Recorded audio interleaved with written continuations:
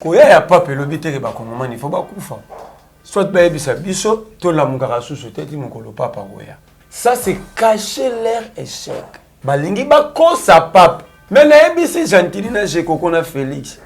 Moto ali bomata boniki na 11h na 11h15 akozonga na funu. Bosoto bolinga bobomba. Papa kobona ngwata na bilongi na bino herbe kopesa mbote. Est-ce qu'un dictateur ou un démocrate peut utiliser un même carnet d'adresse avec un dictateur? Félix Akendaki pas moto bazani ndenge moronaye. Félix c'était copie-collé de Kagame. Est-ce qu'on peut devenir président d'un grand pays comme le Congo sans carnet d'adresse? Aucun Congolais ne peut accepter de vivre dans une prison. Le Rwanda c'était une prison. Moïno Nzangi à revoir le dictionnaire de la TV. Kagame est en train de faire la politique de toujours de se victimiser. Mais lui, quand c'est justifié, il a présenté. Non, c'est d'ailleurs faible. Limité, il donne des argent à 3 000 $, ceux qui ont des prisons, nous les Congolais, ici chez nous, nous vivons en liberté. Et nous sommes dirigés par une malédiction. Monguna na biso ya liboso na Bujala na Kungu na Sidou Bangi ezane moto tata na ye aza congolais te.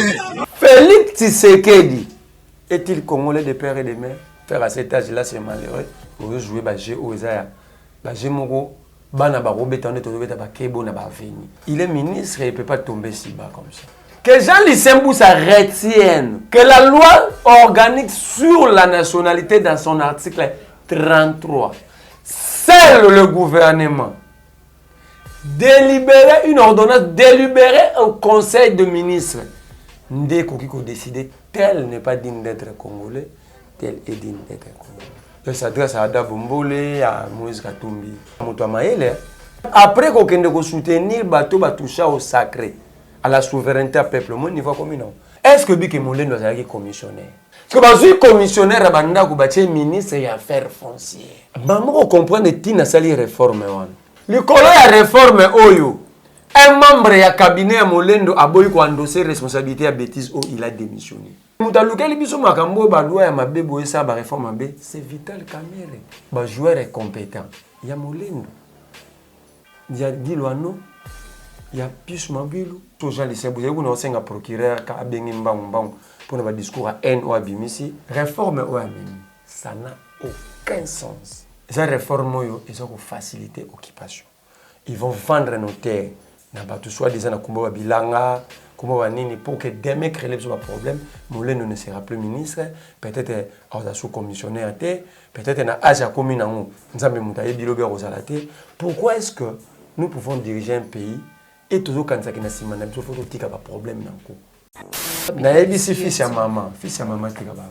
Fils à maman c'est ça quoi. Fils à maman naïbité sous gaz avocat ya. Ayegola droit na kanya makasi c'est toi avocat na tanga na ba université. Est-ce que ni l'INPC ni c'est ça que va en droit benga Peter? Non, Peter n'était pas invité comme journaliste. Plutôt va benga bato à télé 50. Ce qui INPC na c'est ça que va benga ba analyste indépendant. Donc il y aura plus des analystes. C'est fini, il y aura plus des analystes au Congo. Ça c'est la fille sa maman Moutaye Biswam. Il faut qu'on soit mwana wana, garçon wana. Kozong c'est na classe. Bozui loi c'est ça qui bo tient on bo kati bo tchaka na nzoto po. Soit d'autres temps na bimisaka papier moko tanga.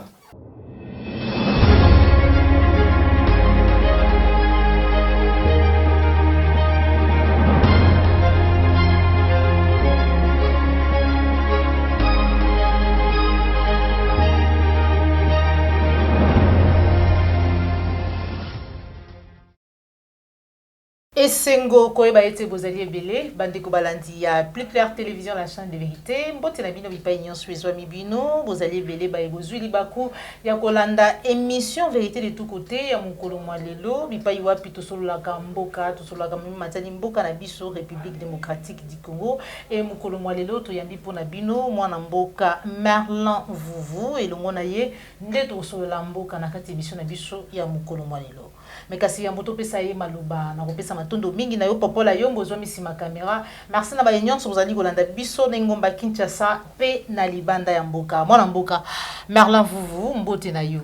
Mbote mama Joël Kombe mbote na bakongo mani nyonso na pesi merci na bakongo mani nyonso mona zali na clandestinité.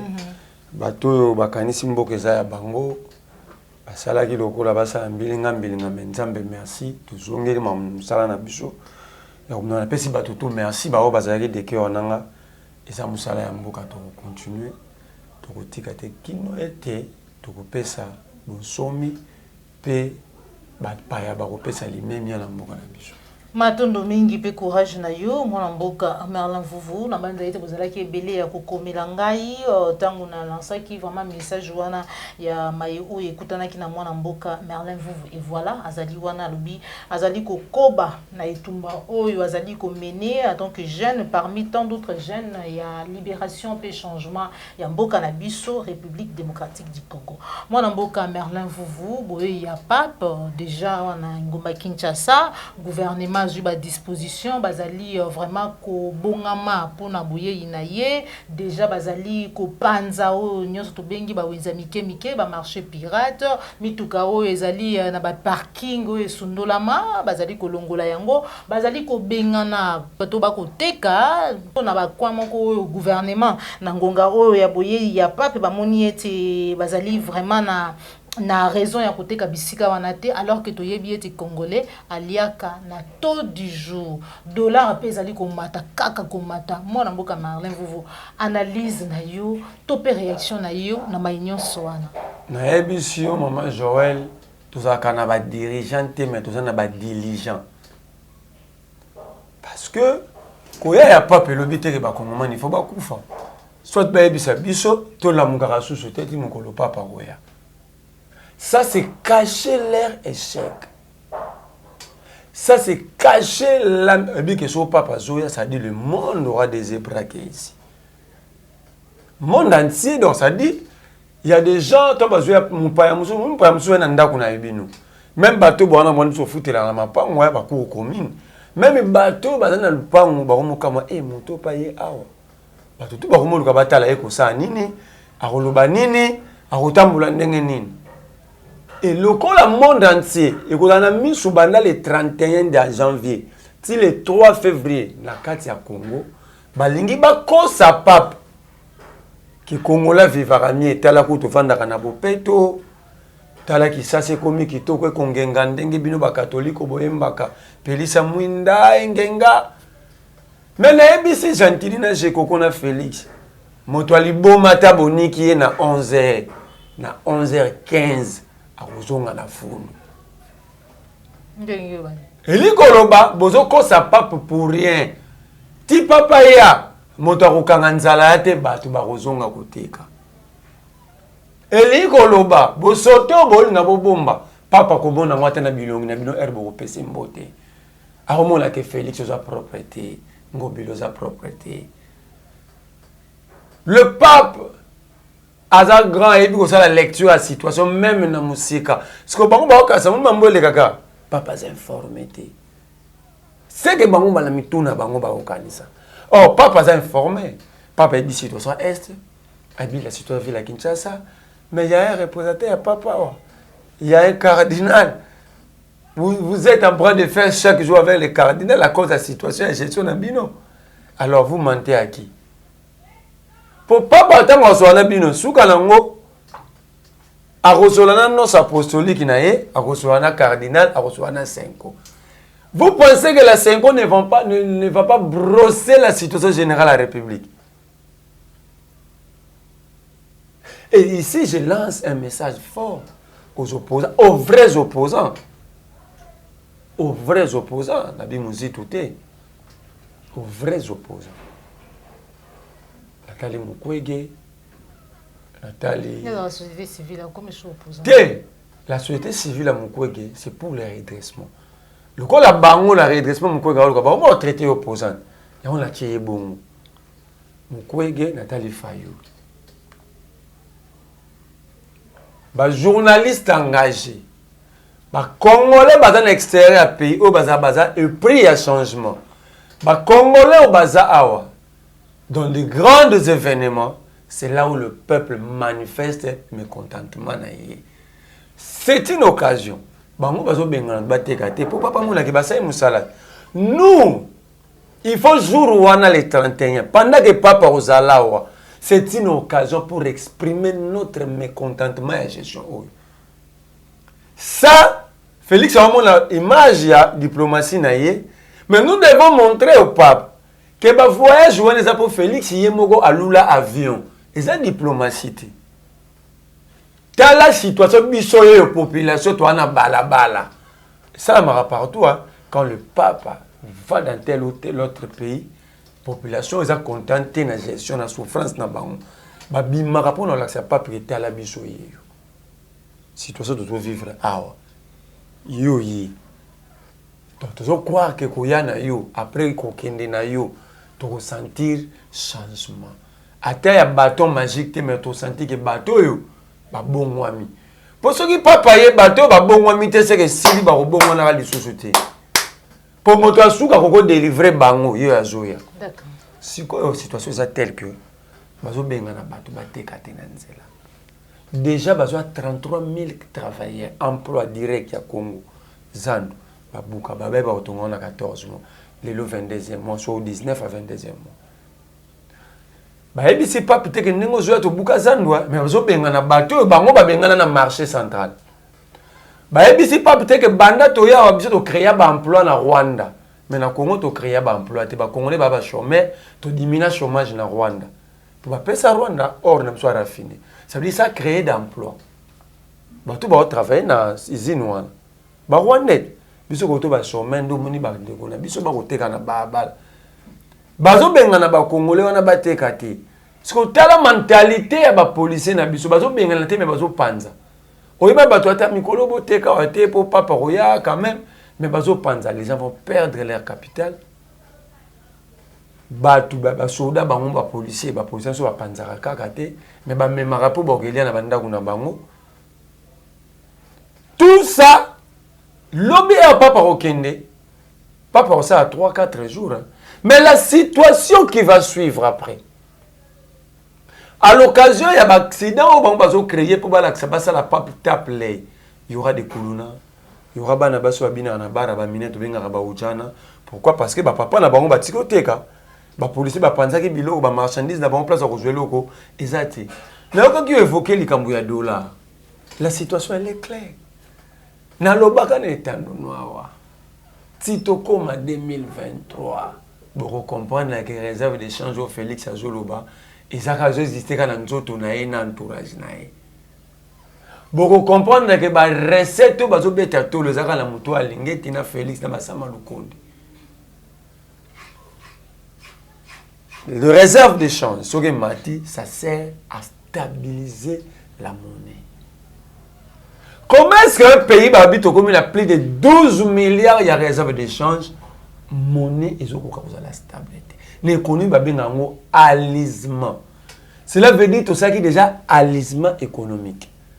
Donc, moi, on a besoin de combien de 20? Il faut que vendre à 20 ans. Dollar et changement kaka 20. Donc, on a payé 10 ans après. L'IPS à la race, c'est 200 francs CFA.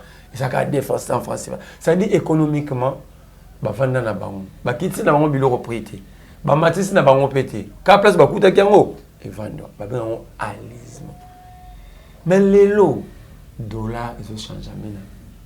23, 22, 23, 50, 22, 50, 24. On a la ligne, on a un bureau d'échange, je vais changer mon 24. Et, bazobo le loba, le dernier conseil des ministres, le lobby qui est projeté, ça faut dollars comme à 30. Bango moko Félix ça vivant le Condé bango tout. Nous y a na compte rendu à sauter en projection gouvernementale en collaboration avec la Banque centrale. Dollar fait comme on a 30. Donc 10 dollars, 30 000 francs. Ça c'est la projection décidée, connue, reconnue dans le gouvernement de la République démocratique du Congo. Conséquence, le prix à denrées alimentaires. Ça veut dire que nous sommes à 3 000 et comme à 4 000, 5 000. Parce que nous sommes à la monnaie. Qu'est-ce qui va passer? Aucun franc congolais, pour ce marchandise, il y a belé, pour ce stock, il y a $. Dollar, il est déjà 24. Tu vas encore acheter ces dollars-là. Aujourd'hui, on a 24, aujourd'hui, on a 26 et 27. Vous voyez, 240 100 dollars, yo bimisa siko 260, 270 pour 60 dollars. Parce que imaginez-vous, si on a 30 000 dollars, tout ça commerçant. Au moins, c'est presque 300, 400, 500 dollars de plus. Tant au baki, les commerçants vont les récupérer où? De l'autre côté, il y a un problème sur la situation sociale à Congo, le problème de transport. Déjà, ça fait 4 ans, Ngobila, Félix, personne n'est capable de stabiliser. Il y a un fixé qui a pris le transport. Le dernier tarification et le transport, on a pris ça. Oh, et Bima et Bassou Ngobila. Willery, magasin, 475 francs. Comme tu as une petite coupure, il sera 25 francs, on a centimètres, tu as à 500. Mais le maman Joël, il y a un surtout qu'il y a 6 heures dans Willery pour le magasin, 1000 francs. Si vous avez un magasin pour y Willery, 1000 francs. Surtout qu'il y a un euro après-midi, 1500 boutiques. Les motards, n'en parlons même pas. Surtout si on a un abandon qui est Willery, on est sur 5000, on est sur 4000. Ça veut dire nous sommes dans une jungle où le plus fort impose sa volonté. Alors, vous parlez de l'économie dans ces pays-là. Tant que tu as les réserves d'échange, tu as posé la question, maman, je vais vous Arabie. Tant que tu as les missions, tant que tu as les vous continuez à archiver, vous avez un morceau de bongo. Vous avez les nous, au moins, on avait des projections pour montrer que ceux qui ont le pouvoir, nous avons quand même des idées, nous savons faire la projection. Il faut prévenir. De l'autre côté, tu as des réserves d'échange matin, tu as une question. Le Congo a produit quoi pour avoir tout cet argent?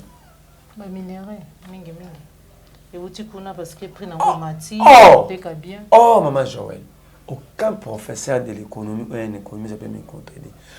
Pays moroté à Batisaka, République naïe, sur base de la minerai. Parce que la minerai, il y a un lobby, il y a un cité. Pays a produit Zaka, et puis pays a un fisc de l'impôt, n'a pas de taxe. Et puis pays a un tourisme. Ça dit ici, il n'y a pas des idées. Nous sommes dirigés par des robots. Bateau a des idées, tu dois écouter comme minerai. À éviter qu'à part minerai, nous avons 80% de terres fertiles, 60% de terres arables. Et 80% de terres arables, 60% de terres fertiles. Que tu as à éviter que la part de Virunga, nous avons côté de volcan, ça n'a pas et ça va site touristique, tu as au monde à grotte. Donc, à éviter que ça peut nous rapporter des milliards et des milliards de dollars. À éviter que Zoka Kozomona a Gombe, Baby Sawana Zando. Ça peut nous donner des millions de dollars. Donc, en fait, il faut donner le pays à ceux qui ont des idées, à ceux qui ont quand même des projections. C'est-à-dire ici, moi, c'est notre responsabilité côté résistance, côté opposition, de manifester les jours où il est arrivé à Pape. Si on ne manifeste pas, nous sommes les causes de notre propre malheur. Merci beaucoup, nous sommes le cause de notre propre malheur. Ceux qui ont manifesté, Mokolo ou Pape Azadi Kouya, Nakati. Et tous les jours à ces jours, tous les séjours à Pape. Sur ça, 4 jours, nous devons être dans la rue pendant 4 jours. Que le pape pose la question à Félix. Et, parce qu'il va recevoir aussi des opposants. Il va recevoir la société civile. Que le pape pose la question parce que tu as poussé dans la manifestation. Bateau, bazo lingola la te barana babala pourquoi? Que ils disent maintenant la vérité au pape. Mais si, bon, ça va. Surtout pour cette peuple, nous écoutons le pape. Nous avons besoin que le pape écoute notre voix, même à distance. Si vous avez char de combat, est-ce que vous avez... D'ailleurs, c'est ça, c'est ce qui est grave. C'est ce que moi je regarde chez les Congolais. C'est ce que moi je regarde chez les Congolais.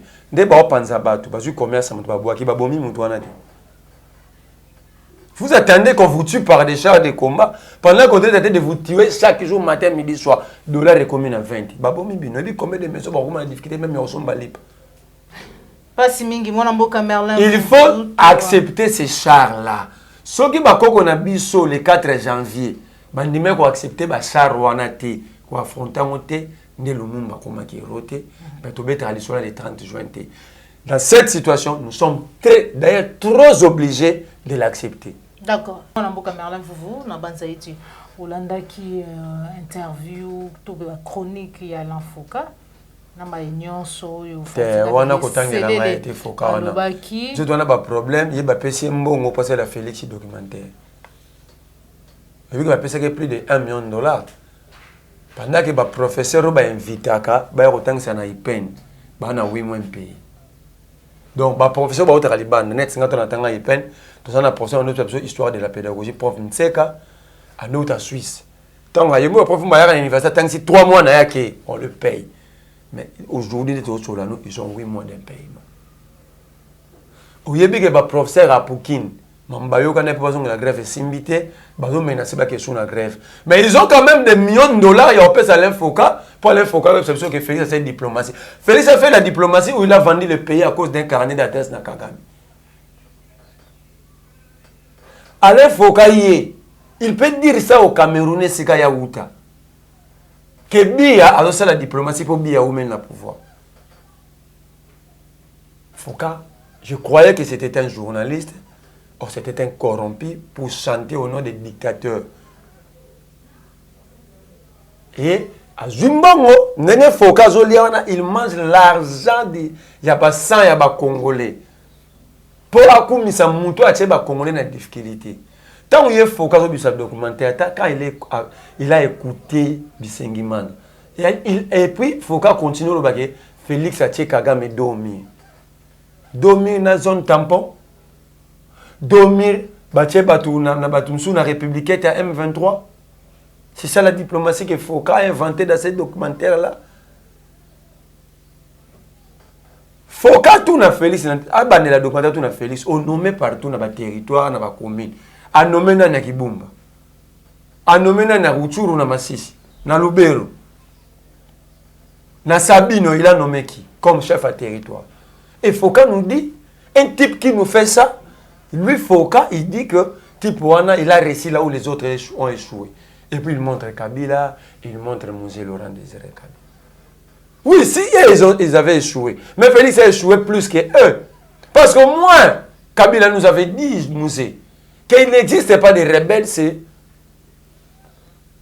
sont des Rwandais et des Ougandais. Joseph Kabila, oui, il avait échoué, mais Joseph Kabila, c'est plutôt ADF, Akate, Ougandais, Burundi, Joseph a cité même des pays lointains. Mais Félix, maintenant, qui nous a amené officiellement ces États-là, il faut qu'on nous dise que c'est un grand diplomate. Mais tout ce qu'on comprend. Donc, quelqu'un qui nous amène la balkanisation à ciel ouvert, faut qu'on nous dise c'est un grand diplomate. C'est que Bissele l'a dit. Mais c'est que Bissele l'a dit. Ça confirme le mécanisme de mission sociale que Félix a bradé des minéraux à grande échelle pour obtenir la sympathie de la région et de la communauté internationale. Il y a un monde qui a la clandestinité. Il y a un monde qui a la mine qui est journée, c'est beau d'Arabie. Tant que le bili kamou bombi pe. Tant que vous mon collègue vous voilà au bac. Moi, je l'avais dit. On m'a attaqué. Je crois que c'était la dernière émission. Mission dans ça qui nous. Dernière ou dernière. Il faut réfléchir bien. Mais j'ai expliqué comment Félix a bradé. Bomona qui Kagame a vendu aux États-Unis, Lutundu l'a vendu. Félix est Lutundu là, bazo signé encore la présence du président zambien. Parce que là où ba lithium meza facilitaire au bimeza dans Zambie. Il était comme le témoin. Quand j'avais dit ça, bateau balingabasa la Félix plaisir. Ils m'ont attaqué, menacé d'arrestation, menacé na bande ronangai, bakanga bango na compte nangai. Mais aujourd'hui, Bissele l'accepte. Que okutunga na loba keza muke ba banda kala, bakenda opesa na Kagame minéré na biso, azwaka na ye, a créé ba emploi na Rwanda, kototo tika la ba chômeur pour Kagame za na carnet d'adresse. Question à Félix Tshisekedi. Est-ce qu'un dictateur ou un démocrate peut utiliser un même carnet d'adresse avec un dictateur? Parce que Félix a dit que Kagame c'est un démon, il vit que de la guerre, il vit que de sang, c'est un dictateur. D'ailleurs, il faut aider Rwandais Babima la dictature. Mais lui, il va partager le même carnet d'adresse avec un type comme ça. Qui se semble, se ressemble. Félix a dit pas Mouto, Bazan Denge Moronaye. N'est-ce pas donc la lobby en bâtiment Bakim Sengandao? Différence à Félix Kagame. N'est-ce pas John Lungi Lakenda? N'est-ce pas David Kalala Koufa? Na régime à Félix. N'est-ce pas Perrault Loire Azarana exil? N'est-ce pas Lik Molopo Azarana prison? Momo Molopo, Jimmy Kitenge. Ben exilé, bazar combien? Pourquoi? Félix est exactement l'image. Félix, c'était copie-collée de Kagame. Raison pour laquelle bah, collabore. Mais question simple à tous les gens qui soutiennent Félix Tshisekedi. Comment est-ce que nous avons joué le combat de ma meilleure amie? Comme un partenaire fiable, nécessaire, très important. Elle a un carnet d'adresses fourni qui peut nous aider. Quand est-ce que Kagame a cessé d'être un frère, partenaire fiable, tout ça pour devenir des mots qui vivent et sont? Et c'est Félix peut expliquer aux Congolais. Qu'est-ce qui s'était passé réellement pour que Komabo? Mais tant que Kagame a fait le investisseur, pourquoi Félix voyageait pour chercher les investisseurs? Après 250 voyages, plus de 700 millions de dollars à Congolais utilisés pour Koton à Banzela. Et Félix conscient que Koko Memata, Moutou Alo Naramaka sauté à cause de Kagame. Comme toujours dans ses habitudes. Tantôt Kabila, tantôt Mouzito Moutalobaki qui l'investisseur Baroyate pour te déséquilibrer Mboka. Tantôt Faoul Moutaza Moutema Mabé. Tantôt la 5 fois bloqué gratuité. Tantôt la Congo a sur Moutarocha. Tantôt, moi, on a libéré un émo biologique et ça, on Kagame. Est-ce qu'on peut devenir président d'un grand pays comme le Congo sans carnet d'adresse?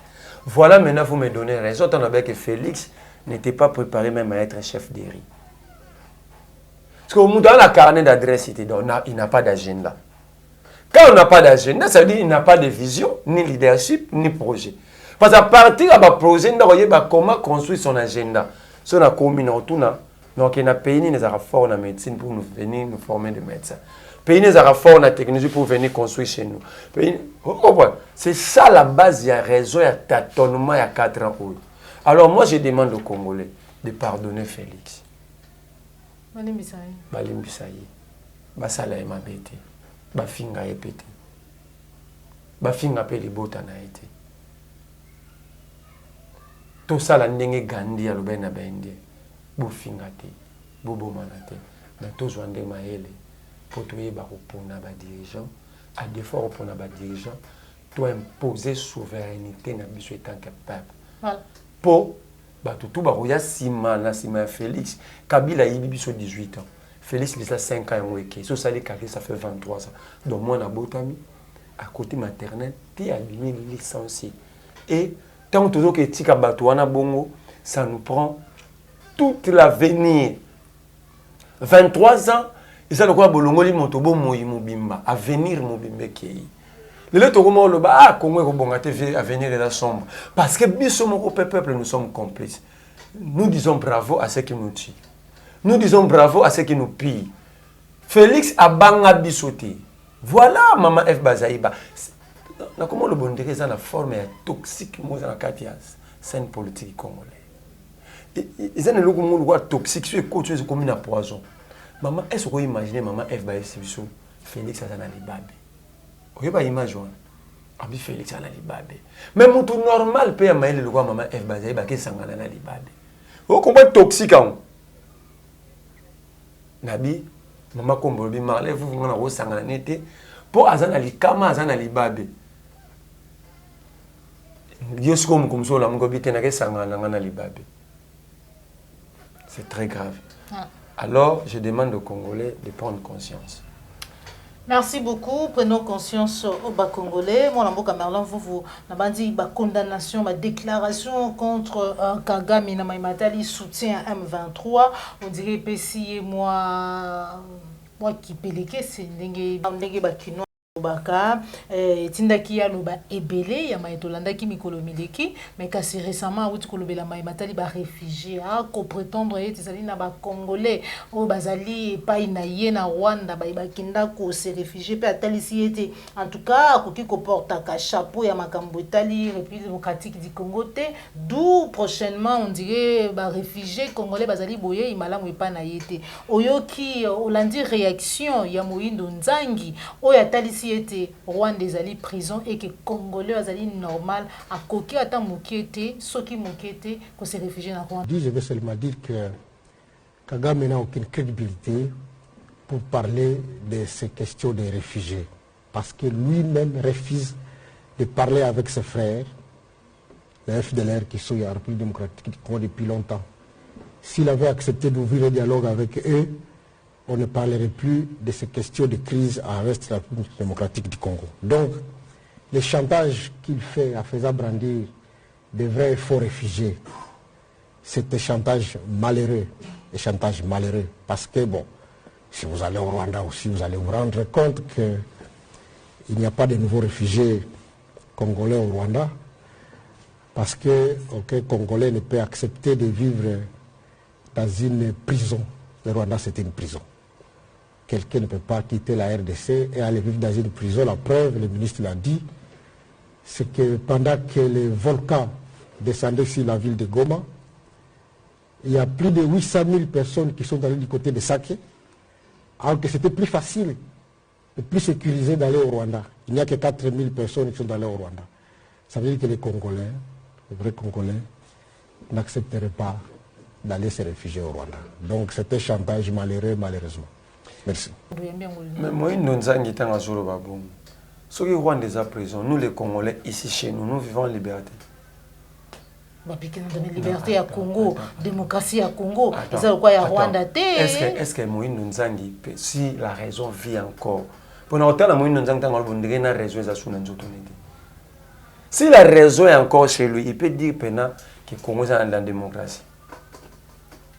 Je vous ai cité les gens qui ne sont pas en liberté. Jean-Marc Abound est en prison, au détriment de la loi. Mais quand même, au niveau Rwanda, Félix Aloba qui est encore, qui est dictateur, mais quand tu as aidé les Rwandais. C'est là. Félix et moi, je vais aider les Congolais.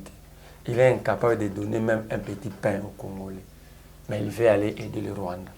Et c'est mon rationalité. Félix est incapable de finir même un simple petit trouble à Mouké à Onakwamutu. Mais il veut aller aider le Rwanda. Félix Koulou n'a rien à Kinshasa. Koulou n'a pas de criminel, il n'a pas de char de combat. Incapable de résoudre ses problèmes.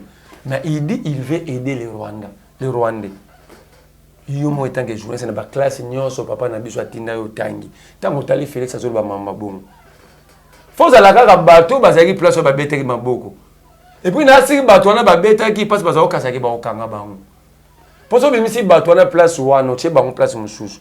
Au tche discours abata kwa ba olana na TV, tous ils vont critiquer. Vu négativement.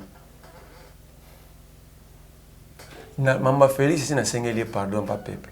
Ba fingete, ba sali mabete, ba ya bala kelepe mabete pour na okaki mama mo azoloba.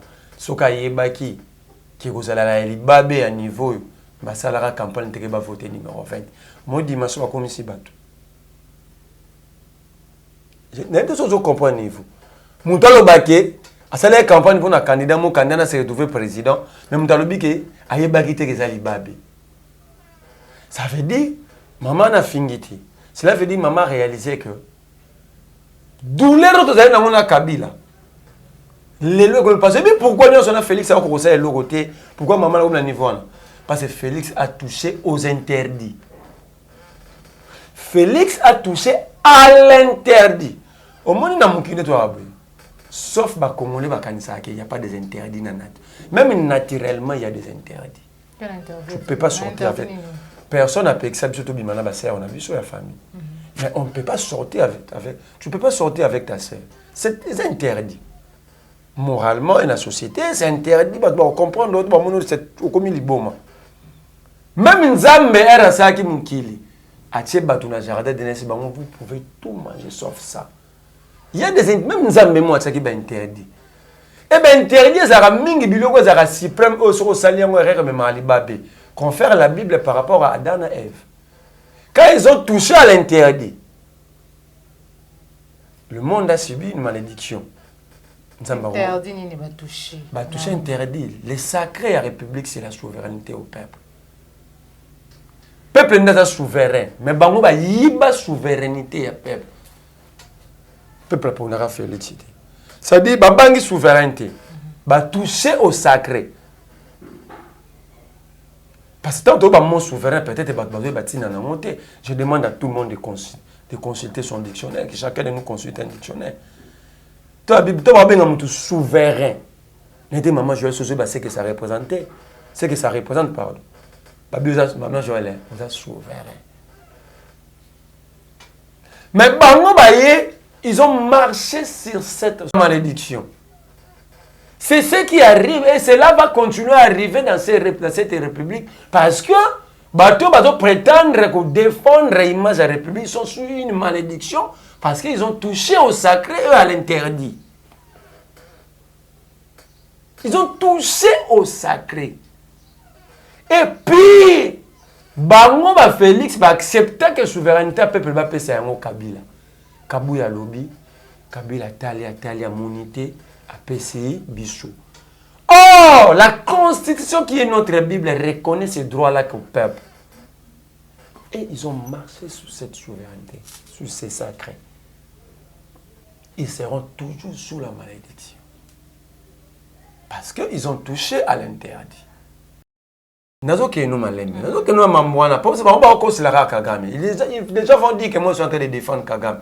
Mais pour nous-mêmes, il faut porte d'entrée. Je suis en train de montrer aux Congolais la porte d'entrée. Ces gens ici, quand vous regardez leur agissement, vous allez comprendre que nous sommes dirigés par une malédiction. Regarde, les gens qui sont capables de bouffer l'argent pour construire des hôpitaux et les centres de santé communautaires. Les gens qui sont capables, il ne faut pas traiter bateau bazan à Covid.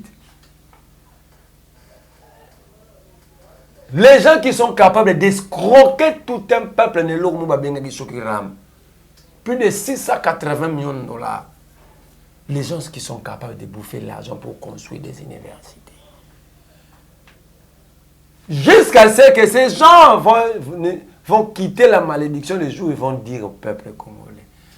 Bolimbi Sabiso, nous avons touché à l'interdit et tout bandé la mot du sous-souté. Il y a un petit maître à dire que c'est. Merci Nengoloba qui va tomber un monument pour la frapper inconnu.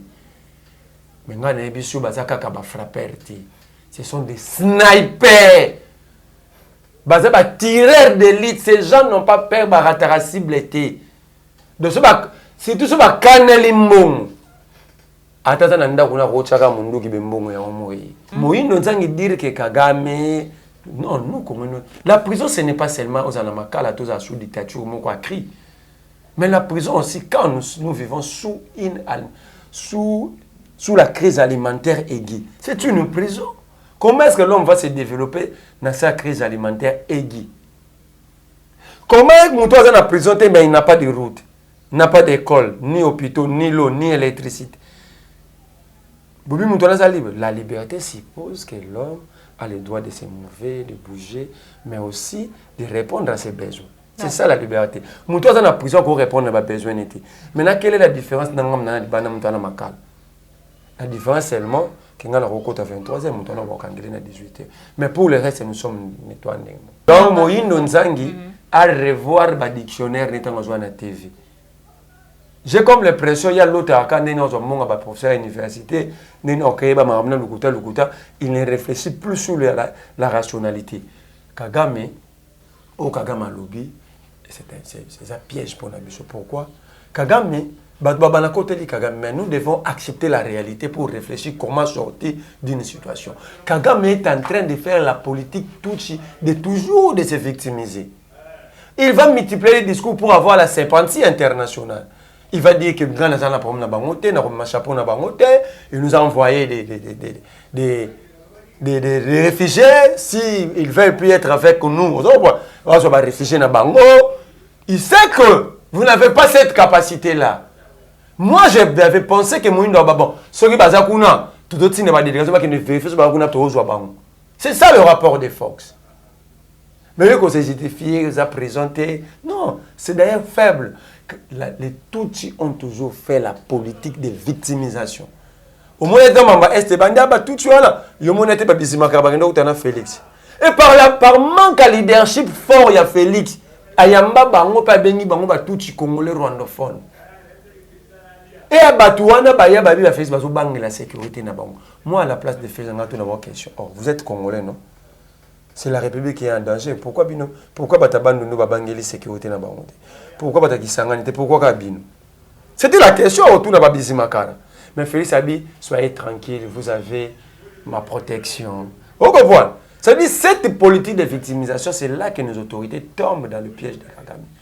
Conséquence, il a cédé notre pays au Tutsi. Bâti zone tampon et Kagame depuis bâti zone tampon yomona Kagame le bassou mamou il y a M23 il sait qu'il a gagné, il a des avances parce qu'hôpital il y a batouania sur la rate qui gagne pas naïd hôpital on doit soigner bassou la force régionale de la Kigali na Rwanda. Donc ici Kagame est dans une sorte il y a distraction, il vous amène dans des débats oyo et vous avez la sens tena sisi au bois na pombo na vous amène dans des réfugiés. Commission ACDOC, il y a sous-région pour la frontière. Oh, pas 6 ans. Mais le vrai problème, malheureusement, nos dirigeants n'arrivent toujours pas à cerner les vrais problèmes pour mettre Kagame dormir. Il faut dire non. Ceux Congolais qui mettent pour la guerre, c'est tout à fait normal. Comme nous, qui dans le pays où ils sont frontaliers. Binope est le génocide des Alaki. Il y a eu des Rwandais qui maki. Mais notre problème dans le président, ce n'est pas le réfugié. Le réfugié, là, sert au commissariat pour la réfugié des Nations Unies et s'occuper de ça. Bisous pour nous faire ça. Que fait les militaires chez nous? D'accord. Mais moi, je suis limité. Il y a des gens qui ont $3 000. Merci beaucoup, Mme Mboka. Merlin, vous voulez qu'il y ait un changement, un leadership fort, un leader capable de beaucoup de choses. Ndeyango, ezali maman na likambo parce que sengeli na ba Congolais basala choix ya malamu. Dans Hollandi discours il y a Jean Lucien oyo wapi azali kotalisa ete ennemi na bango ennemi na biso commun po eta lobeli bande konanga ba Congolais na ngambu ya Sidou Bangi alobi ete ezali mutu oyo tata na ye azali Congolais te. Est-ce que asiblaki mutu moko topé ezali kaka mutu nyonso oyo to muso kozala ambition politique ya lolenge oyo ye Jean Lucien azali kolobela nde akozala ennemi ya ba Congolais. Cordo bi mafuku en image to landa na mokuse ya moi extrait wana ya vidéo ya Jean Lucien. On se retrouve tout à l'heure. Ya mungwa basi bakabola ngona bosimba yeye kopo na ya mungwa bakabola ngona munyongo bakabola ngona lisombo mais pona nini okosa biso boye pona nini toye batete monguna na biso ya liboso na Bujala na Kungu na Sidou Bangi ezane moto tata na ye aza Congolais te. Maman Joël na ligne débat oyo ici la lelo sur la nationalité congolaise. Maman Joël totambola kawa nzambe ndebi malève va robala mwasini. Nzambe ndebi Maman Joël mobali na ruta mbokani. Soki lelo Maman Joël yo botina Camerounais. Ton enfant n'a plus le droit de choisir la nationalité de l'un ou de l'autre. Je veux une réponse. Moi na olobanga lingi na nationalité maman na nga Congolais. Félix Tshisekedi est-il Congolais de père et de mère? Félix. Si Félix était mon taïbisaki biso, papa ou papa, grand-parent, babota maman na ye, babota na Angola na malange. Parce que yango yo ki Jean Lucien lobi mingi papa, ceux qui tata na bazali congolais de dessus. Kolanda Jean Lucien. C'est tout ce qu'il a eu à faire, c'est tout ce qu'il a fait dans sa vie et il peut continuer à le faire à cet âge-là, c'est malheureux. Qu'il a âge on a plus de 50, mais au jouer ba jeu au Isaiah, ba jeu moko bana ba robeta on est tombé ba kebo na ba veni. Il est ministre et il ne peut pas tomber si bas comme ça. Moi, Nazara, il y a papa et maman. Mais il y a le papa. Parce que papa, on va boire dans la banzete. Tu as vu ça, bichote. Il y a mis balé. La nationalité congolaise est soit par d'origine, soit par acquisition. reconnu. Que Jean-Lucien Mboussa retienne que la loi organique sur la nationalité dans son article 33, seul le gouvernement délibérer une ordonnance, délibérer un conseil de ministres, Ndeko Kiko décider tel n'est pas digne d'être congolais, tel est digne d'être congolais. Ce n'est pas Jean-Lucien Mboussa. Je ne comprends pas qu'à ce niveau-là de responsabilité,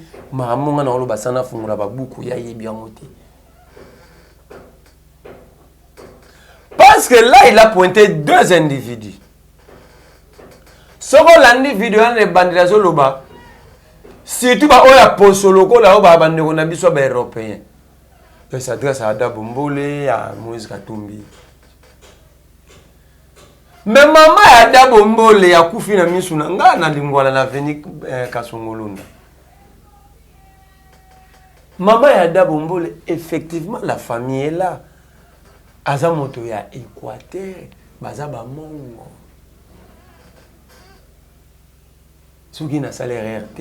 Mais quand yo kolobela makambo etali ba maman ya lobi papa il a bien précisé. C'est-à-dire cible na ezaki atteint. Nazo kende na ye. Na okoma maman Joël. Il faut que ba Congolais ba comprendre la mauvaise on a bien que la malédiction quand vous avez touché au suprême. Hein? Vous allez comprendre que moni mutu. Oui moto so OK ibineti ba mabonza église zo libabe. Moto ana komaka na vie moko ye mona mama acte opposé so comprendre. C'est ça, c'est ce qui est derrière ces gens ici. Tala Jean-Lucien Mboussa moto amaele. Jean-Lucien Mboussa tant na MLC soit une assemblée on tant on bazaba Ada Bombole ba François Mwamba. Les gens étaient contents d'avoir des députés intelligents comme ça. Mais regarde après qu'on kende soutenir bateau ba toucher au sacré, à la souveraineté à peuple au niveau communal. C'est là qui prouve qu'il y a la malédiction qui plane ici. Les intellectuels perdent leur intelligence. Moïse Katumbi, famille à maman naïe, famille Dominique Mounongo, Massamu Mounongo, Wit Mounongo. Cette famille est connue. Le patriarche de la famille a milité à côté de Moïse Tchombe. Le dernier, oh, mon année, Lumumba. Toké côté à l'objet à papa. Papa. Mais quand on a 100% de nationalité, il y a papa, il y a maman. Soit bien 100% originaire à pays tel, soit bien 50-50. Cela veut dire quoi? Soit maman na yaza muta province, ou yamboka, ou papa zaboui. Bah, si muto morote 100%. Donc déjà, sur le terme statistique, sur le terme proportion, déjà Jean-Lucien Mboussa est incapable de faire des calculs. Il nous amène dans un débat où besoin de perdre d'intelligence. Oh, moi, je ne veux pas perdre mon intelligence. Ada Bombole était député national, candidat président ici. Moïse Katumbi. Félix Tshisekedi a appelé ça passeport congolais, vrai ou faux? Diplomatique, il n'était pas ce passeport diplomatique, c'est normal. Mais passeport ordinaire. Donc ici, tant que Félix a fait ça Katumbi passeport, tant que Zongi Silaki, pour Kabila Lobé, Katumbi est étranger. Tant que Félix a Zongi Silaki, est-ce que va débattre qu'on a conseil de ministre? Est-ce qu'il y a une ordonnance déclarée dimanche que Katumbi est congolais? Mais Félix Tshisekedi s'est transformé en une ordonnance. Donc si Katumbi n'est pas congolais, la première personne à arrêter et à jeter en prison, c'est Félix Tshisekedi pour avoir violé la Constitution volontairement, intentionnellement et donné notre nationalité à un étranger. Ah. Alors, il faut laisser les Congolais trancher. Élection Zouya, on a besoin d'élections inclusives, bien organisées. Il y a paix. Les Congolais Moïse Katumbi n'a pas d'offre politique. Si les Congolais estiment qu'il n'est pas 100% Congolais, que les Congolais décident. Si les Congolais a décidé qu'il ça Fayou lutter, ça Mukwege, ça Tshisekedi, ça Maman Joël Kombe, que laissons le peuple avec dans sa souveraineté, lui reconnu par la Constitution, a décidé. Quel soit le leadership? Nous avons besoin de leadership éclairé tel qu'il y a Mukwege, il y a Fayulu. Actuellement, des leaders avec leadership moko éclairé. Et je vois aussi dans cette liste-là, Katumbi aussi. Parce que quand je lis son dernier discours, c'est ce qu'il va faire. J'ai dit, non, il a quand même des idées. Je ne dis pas une vision, il a quand même des idées. S'il peut faire encore ces idées-là avec son entourage, et le peuple décidera au moment opportun. Mais pour l'instant, quand je lis le manifeste de Kisangani Incidé, j'ai dit, et puis Maman Joël, il est au moins dans le bar. Moi, je ne comprends pas comment est-ce que va Congolais te perdre la nationalité. Pour atteindre le niveau, mon goût, et ça, c'est il y a jungle, mais il y a qu'un niveau, il y a faux sceptique. Donc ici, tous les Congolais qui incitent Martin Fayulu pour abouir aux ala corrompus. Dans le Congo, on a normalisé l'antivaleur. Quand tu es encore porte, mais yomo possibisa on la lobango lelo. Yomo sibisa ba ku ebele a pourquoi? Parce que vous avez gardé l'éthique et les valeurs. Dans le Congo, la monnaie de lelo pour bête la mutu maboko. Face à la homme, à la mutu a boyi ba valeur. Mais ce que tu avais battu sérieux dans mboka, qu'il fallait qu'il te la seule personne politiquement aujourd'hui qui peut faire rêver les Congolais politiquement, c'est Martin Fayulu. Ce qui va éviter maman pardonne le bélo et ça les ou la montée maintenant le banc.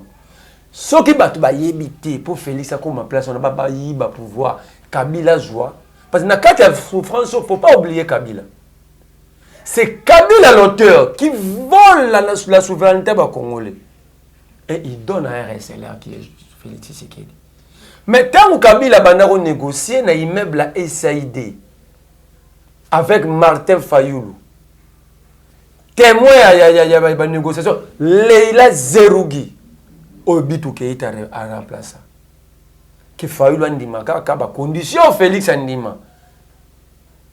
Fayulu a refusé de dire la souveraineté appartient au peuple. Moi, nous pouvons collaborer politiquement, mais nous ne pouvons pas collaborer au détriment, il y a volonté, il y a peuple, il y a volonté, il y a souveraineté. Un homme qui a refusé les honneurs. Il a refusé des milliards de dollars. Il a refusé les tapis rouges. Il a refusé de voyager, de faire n'importe quoi avec l'argent des Congolais. Et mais c'est celui-là. Au lieu que nous puissions tirer, prendre Fayulu comme référence nationale, nous jeunes. Mais au moins, on a la TV. Fayulu est né. Si Fayulu était né contre les Congolais, il allait prendre le pouvoir. On est bon, ça. Si Fayulu n'aimait pas les Congos, il allait prendre le pouvoir et sécuriser Kabila. Alors je pose cette question aux Congolais sérieux.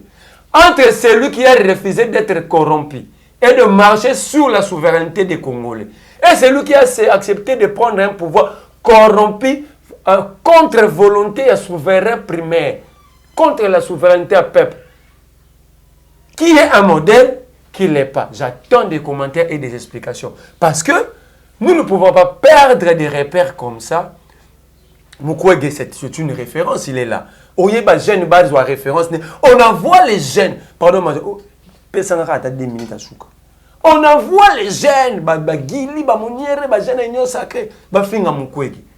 Or, dans des pays sérieux, nous jeunes, nous devons prendre l'exemple de Mukwege. Une référence, prix Nobel, prix Sakharov, plusieurs fois honorés. On est rêvé. Tout comme on a battu bon belé, pour tout bunde la mboka à niveau international, pour tout développer mboka non. Bateau bazana anti-valeur dans nzoto. Ba détourner, ba frappe koni. Ba pesa ba jeune bongo na ngambongo. Ba finga rande bateau. Mu koni bango ba pesa ba jeune mbongo, ba bela bateau ba yiba mbongo à l'état miyibi. S'ils sont sérieux. Donc ici, laissons, moi je dis bravo, merci à Fayulu. Si ne Bakaro, comme je suis présenté, moi je dis je préfère qu'il soit plus président que Nandima Fayulu a trahi le peuple, à cause de trahison. C'est là qu'il prouve que ce n'est pas une question de père et de mère. C'est une question de père et de mère en solo dans la gestion. Qui pour trahir, qui pour aider le pays. Merci beaucoup, Mwanamboka Marlan. Vous toquez Bongo Nangambu, il y a un ministère des Affaires foncières, Bipai Wapi. Tokoyoka Lengenini Molendo Sakombi a sili comme ma réforme oyaye réforme ya loi 1993 Bipai Wapi Dans le belo moko. 2006 Cameroun na ba moleno na INC. Ba lan ba soutenir Kabila bi changement. Changement on a 2006. Kaka pacificateur. 2011 Cameroun ke yemoko abi changement. Changement otilelo. 2018 kaka molendo abi changement na Félix. Changement ngo kaka na nzoto na yemoko na ba mama Mida na ba molendo ça. Est-ce que biki molendo azalaki commissionnaire? Yemoko atakondi mayango na émission salaki na ba concert na yo Élysée Odia na Paulette Kimutabi azalaki na agence na bureau na ye ya immobilier. Donc en fait na lingala azalaki commissionnaire abandako. Que bazui commissionnaire abandako batie ministre ya affaires foncières. Maman, on comprend que Tina Sali réforme. On prend un commissionnaire, il y a une maison immobilière, on a des chambres salon, un studio loué na bandal, sur une autre terrasse, na yonda comme ça na Niangwe, ba payé ministère des affaires foncières. Molendo wana na 2021 a créé 13 parcelles de terre arrêté isa na décembre 2013 et 2021. Arrêté on est dans le journal officiel. Mototo a cassé na kosi a dans le journal officiel. A créé 13 parcelles de terre à usage mixte. C'est le côté à Monzola Papetchen Tshisekedi. Na 2022 Molendo annule l'arrêté au détriment ya ba acquisiteur. Bato ba somba ke ba me passe ba bongo na ba numéro cadastral. Wana commissionnaire Molendo mtasalama. Toujours commissionnaire Molendo. Maramba bedenga lima. Parce ba teka na ibale. Tozo dinga wato ba mama ba rivière. Mais Molendo ministre affaires foncières ba teki côté hôpital ya Kitambo na ndenga GB. Ba kondisi mai. Moni rivière makelele. Place wana ba kondisi ngwa. Molendo aye soit sali réforme o likolo ya réforme oyo un membre ya cabinet ya Molendo aboyi ko endosser responsabilité ya bêtise o il a démissionné. Mabe ya réforme en mise en place ni moi. Tango amemaki débat on ensemble honorable Ntingi Polo ABC non. Il faut que zongi sa makambo yo pa ba patron de terre. Ba chef de village, ba chef de coutumier. Parce qu'individu a créé la famille, famille créé la clan, clan créé le village, toutes ces choses. C'est-à-dire qu'il faut que zonga na so ndengomoni muzi tuna ba na ba falu ba lo ke il faut que zonga sa pouvoir ya terre. Titre ma belle zonga pa ba kolona. La titrarisation la terre. Et Molendo sait que ceux qui toquent na forme bansingi pour nous ba olobela, lui il va perdre. Étant que commissionnaire, pas étant que ministre. Tant que commissionnaire, il va perdre. Mais ne le plus. Commissionnaire, il a état d'esprit. Il y a un long raté dans Nzoto. Nenga na trali commissionnaire à vie. Et Moutalouke, il biso makambo balua ya mabebo et ça ba réforme mabe, c'est Vital Kamerhe. Il a plusieurs personnes. Il prend un commissionnaire, il place, il met là. Parmi les ministres oyo, les joueurs compétents, il y a Molendo. Il y a Diloano, il y a Pius Mabilou, il y a Homme Social de Sebou. Vous avez un procureur qui a bien pour un discours à haine ou à Bimisi, un discours tribal, séparatiste, il faut qu'il soit attendu. Mais, Molendo ça. Il y a une réforme, numérisation, le secteur foncier. Dans toute la question de mon émission, j'ai perçu qu'on a fait ça la fois 21 satellites. Et c'est Congo, ça a des satellites. Banana, Mambouana, Ayara, Namususte. Vous avez une mafia liboso. Pourquoi? Parce que dans le système GPS, si vous avez un Nangomba, concessionnaire Nangomba, ça a un relief. Si vous avez un papier, si vous avez un papier. Na banza ito da kisaka ya l'autre fois moi na mboka mais oto bandela po batba mona kisaka déjà omoni boy ba otangelo mbala ba otanga boyete ba otanga ngo na boy sko Molendo na GPS yaki nango oyetanga lupango no boy e otyango boy mama alobi oyibaki mabela katio ah Tant que l'obéli yango atika mamboana. Réforme OMM, ça n'a aucun sens. Je ne sais pas, à Memiango, ça a été débattu dans le Conseil des ministres, dans l'Assemblée. Si nos députés, entre guillemets, le comité central n'a pas été, s'ils sont réellement députés, et ben, on a un souci que tout le monde a sous mandat, on a besoin de réélire. Ils ne peuvent pas passer cette réforme. Il faut renvoyer Molendo. Réforme selon laquelle les Singeli, ceux qui m'ont pas soumis ma billet, à 99 ans.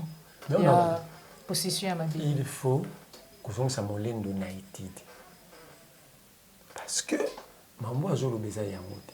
Bayaki ne loko moko liboso yena bahati. Ofu bateke la rabato 2000 km², ba sa kabilang. Na ena ebisi Molendo na etando no dona ba na etando mususu.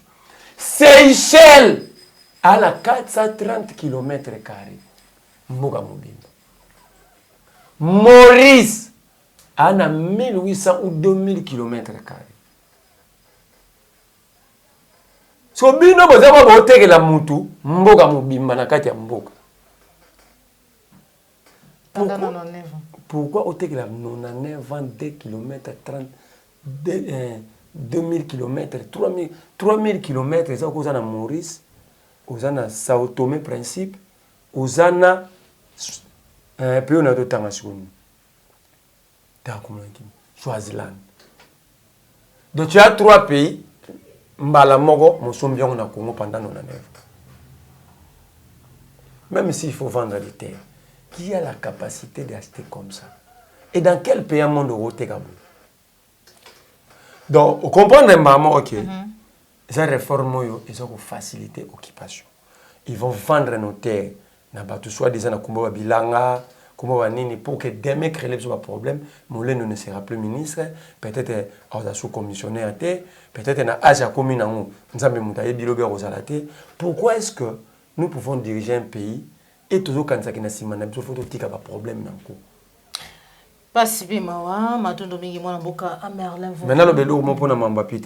Voilà, oui, pour nous document, c'est ça que fils à maman qui va fils à maman c'est ça quoi. Fils à maman na habité sur les avocats ya ayegola droit na kanya makasi c'est toi avocat na tanga na université. Est-ce que ni l'INPC ni c'est ça que ba droit benga Peter? Non, Peter n'était pas invité comme journaliste. Plutôt va benga bato à Télé 50. Peter était invité comme analyste politique. À ça, il y a un débat avec Club 50, est-ce que va un journaliste? C'était un plateau spécial. Un Congolais veut parler.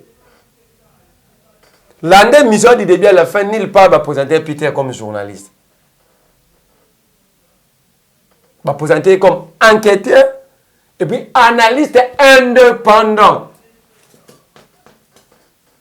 Ce qui est INPC, c'est ça que va être un analyste indépendant.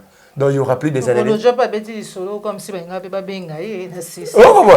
Donc c'est fini, il n'y aura plus des analystes au Congo.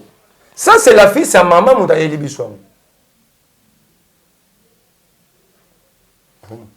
Oh, est-ce que fils à maman Moutaye Libisouam? Nana, c'est Bissou peut-être la maman Nabisou. Ils ont la maman Denise, on appelle maman comme les Sylvie. Il y a une personne bien il y a une personne bien Peter na qualité. Tu vas une nouvelle plainte. Faut te la paix Moutango d'abord. C'est ça qui est une personne commis. Attends, il y a une personne c'est ça qui sont dans les faux. Peter n'était pas sur ce plateau comme journaliste. Il était sur ce plateau comme analyste politique. Je l'ai dit bien, analyste politique. Donc, fils à maman, a commis qu'on benga na analyste politique na c'est ça. Alors il faut que soit moi na garçon wana. Ko zongse na classe, bozui loi c'est ça qui bo tient on bo kati bo tchaka na nsoto po. Soit d'autres temps nzela bimisa papier moko tanga. J'ai comme l'impression tanga félicitations à général Kasonga Bwigo. Kanya makase zo formé ka bakulu na te na ba gérer ça kanya makase za kwa bosembe. Il y a un traité contenu à émission. Na bien, contenu émission. Plateau c'est un journaliste. Ce qui mutu o ya lobi makambo tant que invité. Il y a des instances où il en a pas invité. Si Peter Tiani était là comme journaliste, si Peter Tiani était comme journaliste, là j'allais accepter qu'il y ait un peu ça. Nous ne sommes pas dans une jungle. Peter Tiani, si dans cette émission Peter était invité comme journaliste, surtout dans la poste à la République, il y a plus fort. Peter n'est pas le plus fort. Vous n'avez pas comprendre. Mais simplement le contexte, c'est où il y a un plateau. Déni à l'INPC, c'est le CESAC, le droit d'interpeller Peter Tiani. Il y a un exemple que même si on saisit fils à maman, même si c'est un retraité politique. Place n'est un homme de vieillard. Nous avons un cabine. Nous avons un homme de vieillard combien. Si vous avez la responsabilité, vous avez une photo qui est appelée Mende érotique.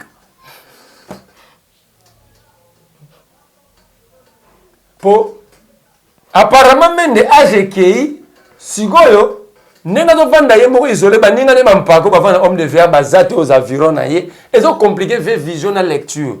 Vous avez un homme de vieillard. Vous avez Mende alobi Kibabi a sa croque-mort dans la politique. Bon, c'est lié. Mende, c'est un croque-mort en politique.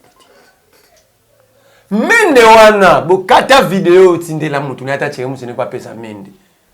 N'est-ce pas Mende a ebisaka biso a traiter mazena Kabila, ba ki biso ba opposant na ba Tshisekedi. Tu sais pas drogué, ba jeune drogué. Mende a côté na ba Congolais face, a côté biso te.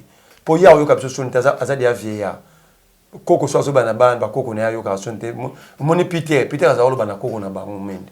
Koko na biso le PP de la République PP Mende. Parce que Mende a la Tshisekedi en face. Alba Tshisekedi otika ko droguer quand? Quand est-ce que Tshisekedi a cessé de droguer ou de se faire droguer pour Mende ko mukumza Tshisekedi? Mende a finga papa Tien Tshisekedi abi mubange wana eko katoko bomangongi telo baba yele Kabila. Mende wana. Mama, na roya wa lendi na teni ya Mende bazo tindila ngaya. Tanga zale capitaine na RC datika tenini na Goma paka ni Sun City. Ninga moka zwaki ya mwazo tinda ya ngo lendi pena na so lendi te mardi na oya na.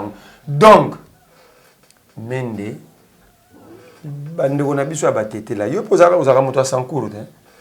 Na tuni ndeko na biso mso ya motete la ayebisi ngai ndenge ya vanda pembeni ya Pepe Mende koko na biso Mende ata na homme de vias kana okitiki funa tika consigne wana papa liaka mingi pondo bachaka pai wana bachaka yango na musaka siko mokolo wana mama nde na ndako alambaka ngo mabe achaka suna fufu pembeni yango nebisi mama te tsoko bali pe moto yeba pe ndenga culture ekolo na ye siko opesi Pepe kanda Pepe akomukangi kosala mambo ezanga moto na makolo baliaka yango ya pambo lambi kaka musaka na pondo tche pai ya mwa makasi Pepe alingakelelaka mwa kroko tanga za kolia na monoko po Pepe kanda ekita. Omoni mais Pepe Mende déjà bongisaka bilamba no poti dimanche na ketike na homme de vie. Merci beaucoup mon amboka Merlin Vuvu ande tujeli tono na émission na biso ya mukolo mwalelo nini oyo bazwili bakuya kolanda mukolo mwalelo bako retenir en rapport na émission na biso ba retenir que nous sommes les seuls autoromi bimisa la situation. Personne ne viendra nous faire sortir de cette situation. Arrêtons de crier na poto, na kisasa, na goma, Kagame. Non, Kagame de faire la politique au banc va définir. Qu'est-ce que nous devons penser pour nous? C'est ça la grande question. Personne ne peut venir nous martyriser, nous maltraiter chez nous contre notre propre volonté. Soit nous avons accepté direct ou indirectement, et alors prenons conscience, travaillons main dans la main, mettons de côté les divergences inutiles. Double nationalité, un tel. Parce que tu côté dans le débat, tu as musique, même maman Denise, quand elle a en Belgique comme infirmier, je ne pense pas qu'elle a utilisé le passeport à Congo. Nationalité congolaise. Bana nyoso Félix azana bango wana babotama na Belgique. Yusoli droit de terre, ce que babotama d'office, c'était des Belges. Donc tout le monde côté ma moi nyoso, tu dis que nous n'avons que ces 2 345 000 km². Personne n'a le droit il y a kolinga ki mboka oyo qui est implosion. Nebisi Denis Kadima. C'est lui qui a simbi almet na tono essence.